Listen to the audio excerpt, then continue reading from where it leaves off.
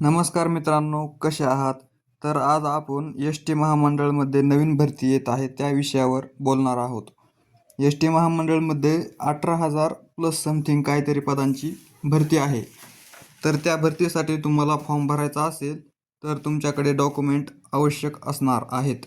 ते डॉक्युमेंट मी सांगणार आहे तुम्हाला.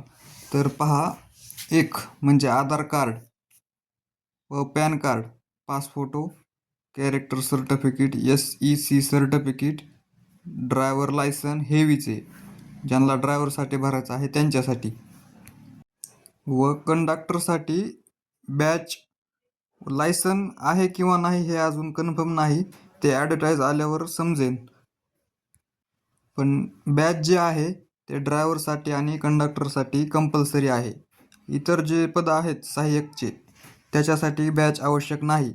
तर बॅच काढण्यासाठी तुम्हाला आवश्यक कागदपत्रे Aadhaar card, PAN card, pass photo, character certificate, SEC certificate आणि ड्रायव्हर लायसन हे लागणार आहे. ड्रायव्हरच्या बॅचसाठी लायसन लागणार आहे व कंडक्टरच्या बॅचसाठी लायसन लागत नाही. ठीक आहे. तर चला, तर बॅच काढण्यासाठी लागणारे डॉक्युमेंट घेऊन तुम्ही RTO ऑफिसला जा.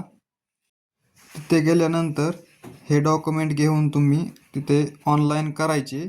ऑनलाईन तुमचे जे प्रोसेस आहे तिथे एजंट असतात ते करून देतात तुम्हाला. ते ऑनलाईन फॉर्म वगैरे काय सगळं भरून देतात. नंतर तुमच्याकडून ते समजा हे डॉक्युमेंट तुमच्याकडे असतील तर 2,500 ते 2,000 रुपये खर्च येईल तुम्हाला बॅच काढण्यासाठी. तर तुम्ही हे बॅच काढून घ्यावा लवकरात लवकर. भरती पुढच्या महिन्यात काहीतरी येणार आहे अशी अपडेट आहे. ठीक आहे. तर तुम्हाला बॅचसाठी लागणारे कॅरेक्टर सर्टिफिकेट व SEC सर्टिफिकेट यांचा आपण सॅम्पल दाखवणार आहोत. तर हे तुम्ही सॅम्पल पाहून घ्या.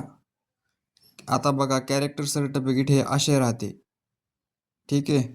तर हे पाहून घ्या तुम्ही. याच्यानंतर SEC सर्टिफिकेट हे असे राहते. हे काढून घ्या, नंतरच तुम्ही बॅच बिल्ल्यासाठी अप्लाय करू शकता. थँक्यू. व्हिडिओ कसा वाटला कमेंटमध्ये सांगा. धन्यवाद.